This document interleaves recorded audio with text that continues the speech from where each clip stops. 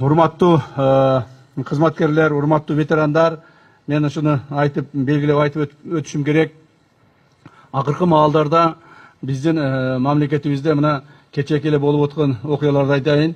Кечээ ошол мамлекеттеги канча жолу мен өзүм жеке улуттук коопсуздук мамлекет комитетинин башчысы катары эскерткенмин. Канча жолу айттым, мыйзамды бузгандар бардыгы мыйзам алдында жазаланат деп. Ошого карабастан, мына кечээки эле болгон окуяда криминалитет башын көтөрүп, улуттук коопсуздук мамлекеттик комитетинин жүргүзүп аткан атайын операцияларына каршы чыгып, ошол биздин кызматкерлерге ок атып, кол көтөргөндүгү боюнча өзүңүздөр жакшы маалыматты билесиздер. Ошонун эсебинен бүгүнкү күндө мамлекетибиздеги ошол коомубузду ушул убакка чейин ар түрдүү маселелер менен кармап жүргөн мыйзамдагы ууру жок кылынды. Муну мен айтып коюшум керек, урматтуу кызматкерлер. Мындан ары да ошондой болот. Мен ушул жерде официалдуу түрдө ар бир ошол кечээки криминалдык авторитеттин тегерегиндеги ар бир адамга айтып коеюн.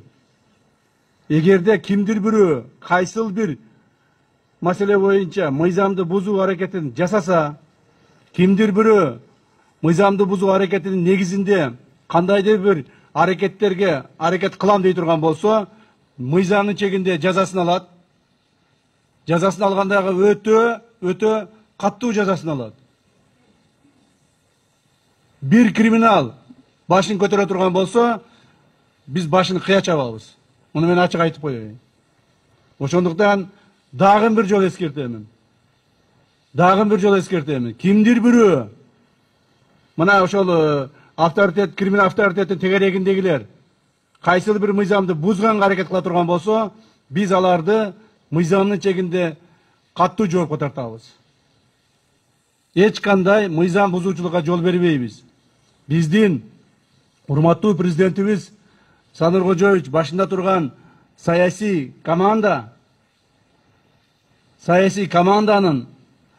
бүгүнкү күндө мамлекетибизде тартип орнотууга, мыйзамды орнотуп, мыйзамдуулук менен жашоого толук болгон саясий эрки жетет. Жана биз муну аткарабыз. Эгерде ушул мыйзамга баш ийбестен, мамлекеттин мыйзамдарына каршы өздөрүнүн мыйзамдарын ойлоп таап, өздөрүнүн схемаларын ойлоп таап, коомдогу өздөрүнүн тартиптерин ойлоп таба турган кайсыл бир топтор чыга турган болсо, алар дагы бир жолу айтып коеюн, мыйзам чегинде жазасын алышат.